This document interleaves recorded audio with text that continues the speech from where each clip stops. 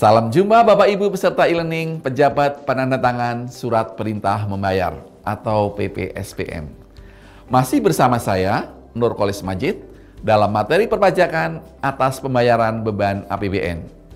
Pada video keempat ini, kita akan mempelajari mengenai pengujian atas pengenaan bea materai. Berikut penjelasannya. Pemerintah dan DPR sudah sepakat mengganti Undang-Undang Bea Materai Nomor 13 Tahun 1985 menjadi Undang-Undang Nomor 10 Tahun 2020 tentang Bea Materai. Undang-Undang Bea Materai baru ini berlaku mulai 1 Januari 2021. Dalam undang-undang ini disebutkan hanya ada satu tarif bea materai, yaitu Rp10.000. Bea materai adalah pajak atas dokumen. Selama ini, dokumen yang dimaksud adalah dokumen kertas. Sejak Undang-Undang Nomor 10 Tahun 2020, maka ada perluasan definisi dokumen, yaitu kertas dan elektronik.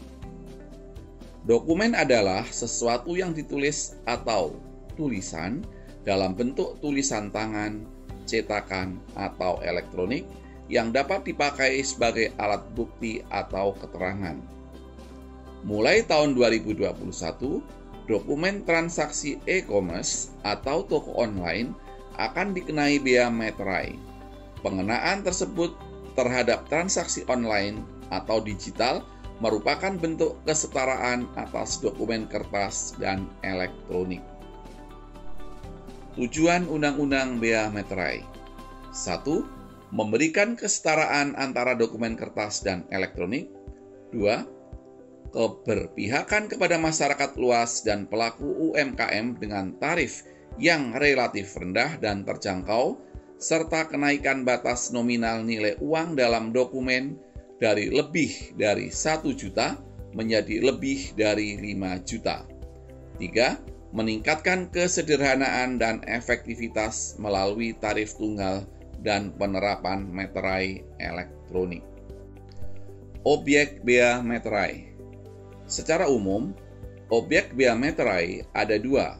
Pertama, dokumen bersifat perdata yang dipergunakan untuk menerangkan mengenai suatu kejadian, dan yang kedua, dokumen yang digunakan sebagai alat bukti di pengadilan. Dokumen yang menjadi objek bea materai terdiri dari 1. Surat perjanjian, surat keterangan atau pernyataan, atau surat lainnya yang sejenis beserta rangkapnya. 2. Akta notaris beserta grose, salinan, dan kutipannya.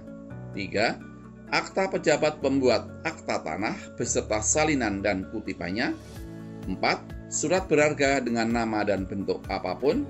5. Dokumen transaksi surat berharga, termasuk dokumen transaksi kontrak berjangka dengan nama dan bentuk apapun. 6. Dokumen lelang yang berupa kutipan risalah lelang, minuta risalah lelang, salinan risalah lelang, dan grose risalah lelang. 7.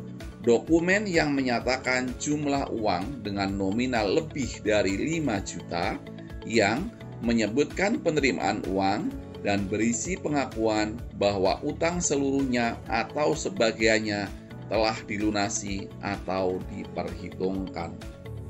Tarif dan cara pelunasan. Bea materai sejak 2021 berlaku satu tarif, yaitu Rp10.000 untuk setiap dokumen.